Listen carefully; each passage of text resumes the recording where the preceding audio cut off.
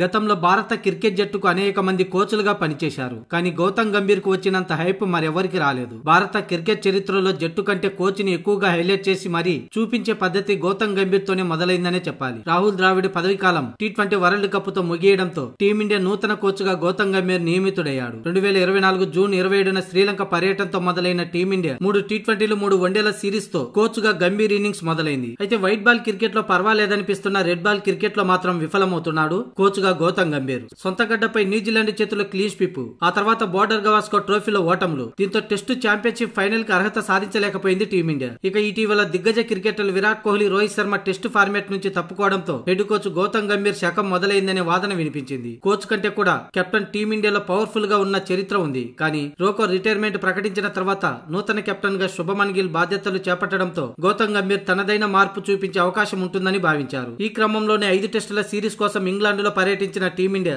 తొలి మ్యాచ్ లో ఘోరంగా విఫలమైంది. గెలిచే అవకాశాల నుంచి ఘోరంగా ఓటమి పాలైంది. 5 వికెట్ల తేడాతో భారత్ ఓటమిని చవిచూసింది. దీంతో టెస్టుల్లో గౌతమ్ గంభీర్ కోచ్ గా పనికిరాడంటూ విమర్శలు గుప్పిస్తున్నారు. సాధారణంగా జట్టు సెలక్షన్ సమావేశాల్లో హెడ్ కోచ్ పాల్గొన్నారు. కానీ గౌతమ్ గంభీర్ కు మాత్రం ఆ అవకాశాన్ని కల్పించింది BCCI. కానీ టెస్టులకు మాత్రం గంభీర్ కోచ్ గా విఫలమయ్యాడనే విమర్శలు వినిపిస్తున్నాయి. ఈ నేపథ్యంలో గంభీర్ ను కేవలం T20 వన్డేలకు మాత్రమే కోచ్ గా కొనసాగిస్తూ టెస్టులకు స్పెషలిస్ట్ కోచ్ ని నియమిస్తే బాగుంటుందనే అభిప్రాయాలు వ్యక్తమవుతున్నాయి.